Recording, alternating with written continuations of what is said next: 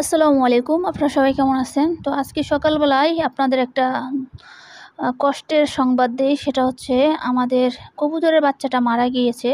সকালে উঠে খাবার দিলাম। এরপরে আমি খেয়াল করলাম যে বাচ্চাটা মরে এখানে একদম হয়ে আছে, শক্ত হয়ে গেছে। কখন মরছে, কোন সময় মরছে সেটা বলতে পারলাম না। আর কেনই বা মরছে সেটাও জানলাম না। তো আজকে হ্যাঁ, তার পাশাপাশি আরেকটা সুসংবাদও আছে, মানে ভালো লাগার একটা বিষয় আছে। সেটা হচ্ছে আজকে আমাদের মুরগি ডিম পেড়ে ফেলছে। তো আজকে আমি মুরগিগুলোকে সকালে বের হয়েছি, দেখছি হালকা হালকা বৃষ্টি হচ্ছে। তারপরে ওদেরকে ছাড়লাম। ছাড়ার পরে দেখেন এই যে আমাদের লালপুরি, ওকে খাবার দিয়েছি কিন্তু সবাই ওকে তাড়ায়, ওকে কম খেতে দেয় খাবার।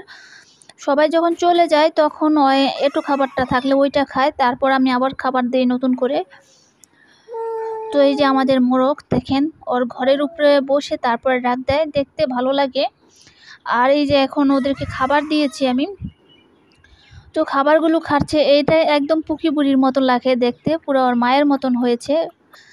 আর আরেকটু বড় হলে পুরা মায়ের আকৃতি হয়ে যাবে, মানে মায়ের গঠনটাই পুরো হয়ে যাবে। এখন একটু মা থেকে ওর ছোট দেখতে।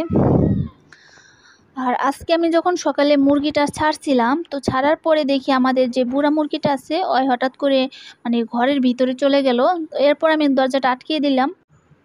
তো মুরগি ডিম পাড়ার আগে কয়েকটি লক্ষণ দেখা দেয়।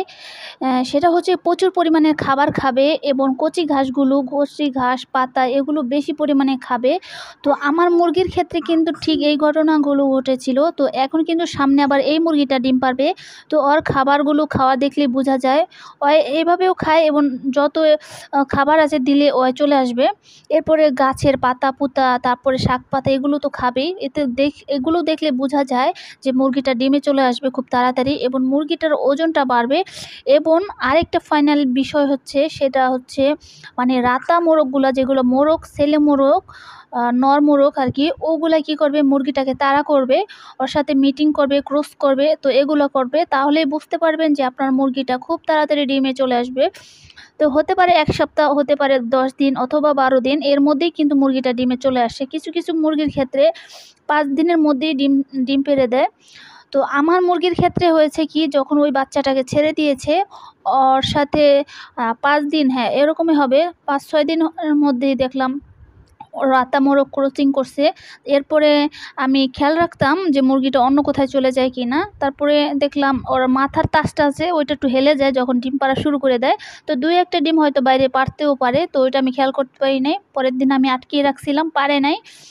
অর্ধেক আটকানোর পরে আমি ছেড়ে দিয়েছিলাম। এরপরে আবার আরেকদিন আটকানোর চেষ্টা করেছি, ভাবলাম ছেড়ে দিই। তো আজকে সকালবেলা দেখলাম ওর ইচ্ছা করেই ওই উপরের ঘরটায় গেল। তো উপরের ঘরটায় যেহেতু গেল, তো আমি আবার আটকিয়ে দিলাম দরজাটা। আটকানোর পরে ওদেরকে খাবার দিয়েছি আর ও তো না খাওয়া। তো এখন ওর জন্য কি করব, ওর জন্য একটু খড়কুটা আনতে হবে। তো খড়কুটা এনে দিলে কি হয়, মুরগিটা সুন্দরভাবে ওই জায়গাটা ডিম পাড়ার জন্য একটা বাসা তৈরি করবে। আর ওইখানে ওই বাচ্চা ফোটানোর একটা চিন্তা ভাবনা তৈরি করবে ওর মনের ভিতরে। তো দেখতে পাচ্ছেন আমাদের আমড়া গাছটা, তো আমড়া গাছটায় কিন্তু এর আগেও অনেকগুলো ফুল দিয়েছিল, কিন্তু এখানে ছেলেমেয়েরা খুবই ফাজিল। তো ওরা করে কি, আমড়াগুলো ছিঁড়ে ফেলে।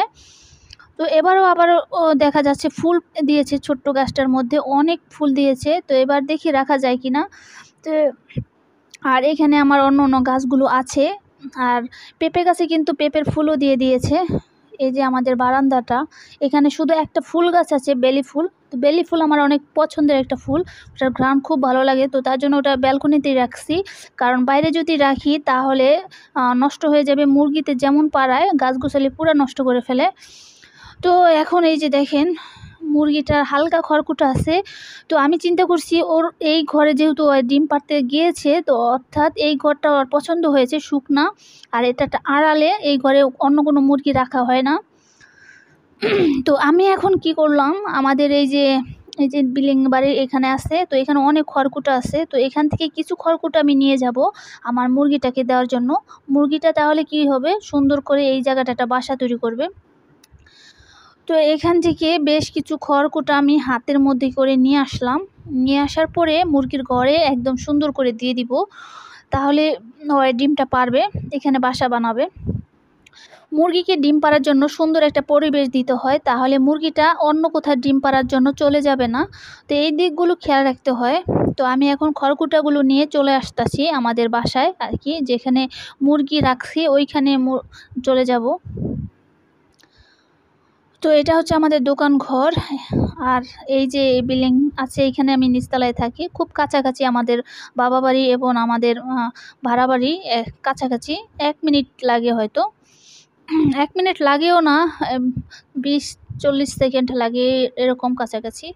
তো এখন আমি চলে আসলাম। তো আসার পরে মুরগিটাকে সুন্দরভাবে দিয়ে দিব। ওই যে দেখেন মুরগিটা কিন্তু দাঁড়িয়ে আছে, আমি থুয়ে দিলাম, আমি জাস্ট ওইখানে নিয়ে খড়কুটাটা থুয়ে দিয়েছি, ওর মন মতন বাসাটা বানিয়ে নিবে, আমাকে বিছিয়ে দিতে হলো না। তো কিছুক্ষণ পরে আবার ফিরে আসব যখন দেখব মুরগিটা ডাকাডাকি করতেছে।